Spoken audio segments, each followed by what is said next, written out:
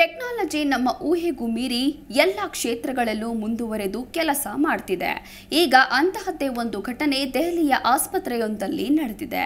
ವೈದ್ಯರು ರೋಬೋ ಬಳಸಿ ಅಂಗಾಂಗ ಕಸಿ ಶಸ್ತ್ರ ಚಿಕಿತ್ಸೆಯನ್ನ ಯಶಸ್ವಿಯಾಗಿ ನಡೆಸಿದ್ದಾರೆ. ಇದು ಹೇಗೆ ಸಾಧ್ಯವಾಯಿತು? ಈ ಬಗ್ಗೆ ವೈದ್ಯರು ಏನು ಹೇಳ್ತಾರೆ ನೋಡಿ. ಹೆಚ್ಚುತ್ತಿರುವ ನಗರೀಕರಣ, ಬಿಡಿಬಿಡಿಯಾದ ಕುಟುಂಬಗಳು ಹೊಸ ಸಾಮಾಜಿಕ ಸಮಸ್ಯೆಗಳನ್ನ ಎಲ್ಲೆಡೆ ಸೃಷ್ಟಿಸ್ತಾ ಇದೆ. ಇದೀಗ ಪ್ರತಿಯೊಂದು ಕ್ಷೇತ್ರವನ್ನ ಟೆಕ್ನಾಲಜಿ ನುಂಗಿಬಿಟ್ಟಿದೆ. ಹೀಗೆ ಯಂತ್ರಗಳ ಬಳಕೆಗೆ ನಾವೆಲ್ಲ ಒಗ್ಗಿ ಹೋಗಿದ್ದೇವೆ. ಬೆಳಗ್ಗೆಯಿಂದ ಸಂಜೆಯ ತನಕ ಪ್ರಯಾಣಕ್ಕೆ ಕಾರು, ಬಸ್ಸು, ರೈಲು, ಸ್ಕೂಟರ್, ಮನೆಯಲ್ಲಿ ಫ್ಯಾನು, ಮಿಕ್ಸಿ, ಟಿವಿ, ಇತರರನ್ನ ಸಂಪರ್ಕಿಸುವುದಕ್ಕೆ ಮೊಬೈಲು, ಹೀಗೆ ಯಂತ್ರಗಳು ಇಲ್ಲದೆ ಜೀವನ ಊಹಿಸಲು ಅಸಾಧ್ಯ.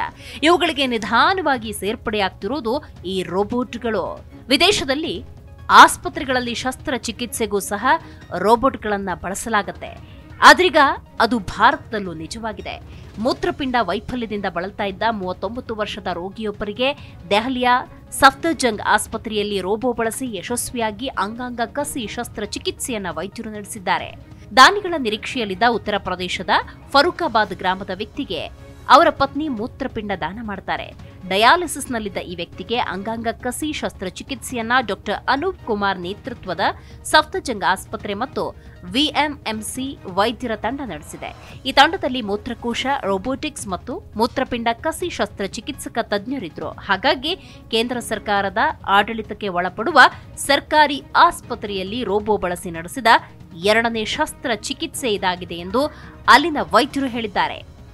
ಮೂತ್ರಪಿಂಡ ಚಿಕಿತ್ಸಾ ವಿಭಾಗದ ಡಾಕ್ಟರ್ ಹಿಮಾಂಶು ವರ್ಮಾ, ಅರವಳಿಕೆ ತಜ್ಞ ಡಾಕ್ಟರ್ ಮಧು ದಯಾಳ್, ವಿಎಂಎಂಸಿ ಪ್ರಾಧ್ಯಾಪಕ ಡಾಕ್ಟರ್ ಬಿಎಲ್ ಶರ್ವಾಲ್ ಅವರು ಇದರಲ್ಲಿ ಪಾಲ್ಗೊಂಡಿರುತ್ತಾರೆ. ವೈದ್ಯರು ಹೇಳುವಂತೆ ರೋಗಿ ಕಳೆದ ಕೆಲ ವರ್ಷಗಳಿಂದ ದಾನಿಗಳ ನಿರೀಕ್ಷೆಯಲ್ಲಿದ್ರು. ಖಾಸಗಿ ಆಸ್ಪತ್ರೆಯಲ್ಲಿ ಚಿಕಿತ್ಸೆ ಪಡೆಯುವಷ್ಟು ಆರ್ಥಿಕ ಬೆಂಬಲ ಅವರಿಗಿರಲಿಲ್ಲ. ರೋಗಿಯ ಪತ್ನಿಯೇ ತಮ್ಮ ಒಂದು ಮೂತ್ರಪಿಂಡ ದಾನ ಮಾಡಲು ಮುಂದಾಗ್ತಾರೆ. ಶಸ್ತ್ರಚಿಕಿತ್ಸೆಯ ನಂತರ ಇಬ್ಬರು ಆರೋಗ್ಯವಾಗಿದ್ದಾರೆ. ಸಫ್ದರ್ಜಂಗ್ ಆಸ್ಪತ್ರೆಯ ಇತಿಹಾಸದಲ್ಲೇ ಇದೊಂದು ಮೈಲಿಗಲ್ಲಾಗಿದೆ ಅಂತಾರೆ ಅಲ್ಲಿನ ವೈದ್ಯರು. ಆದರೆ ಮೂತ್ರಪಿಂಡ ಕಸಿ ಶಸ್ತ್ರಚಿಕಿತ್ಸೆಯಲ್ಲಿ ರೋಬೋ ಬಳಕೆ ತಾಂತ್ರಿಕವಾಗಿ ಅತ್ಯಂತ ಕ್ಲಿಷ್ಟಕರ ಮತ್ತು ಸವಾಲಿನ ಕೆಲಸ. ಇದಕ್ಕೆ ತಜ್ಞ ವೈದ್ಯರ ಅಗತ್ಯ. ವೈದ್ಯರು ಕನ್ಸೋಲ್ನಲ್ಲಿ ಕೂತಿರ್ತಾರೆ. ಅವರ ಕೈಗಳು ಕೆಲಸ ಮಾಡಿದಂತೆ ರೋಬೋ ಕೈಗಳು ಕೆಲಸ ಮಾಡ್ತವೆ. ಇದಕ್ಕೆ ಫೈಬರ್ ಕೇಬಲ್ಗಳನ್ನು ಅಳವಡಿಸಲಾಗಿರುತ್ತೆ. ಮೂತ್ರಪಿಂಡದ ಅಪಧಮನಿ, ಮೂತ್ರಪಿಂಡದ ಅಭಿಧಮನಿ, ಮೂತ್ರನಾಳವನ್ನು ಜೋಡಿಸುವ ಕೆಲಸವನ್ನ ರೋಬೋ ಮಾಡುತ್ತೆ.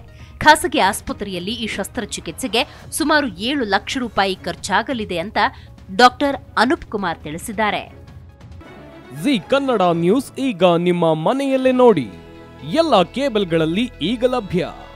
ಸನ್ Direct 292, Jio TV 1334, U digital 162, city cable 51, GTPL 17, Abhishek cables 821, rock line telecommunication 51, Shri Basaveshwara number 60, Vinayaka digital number 53, in digital number 896ರಲ್ಲಿ.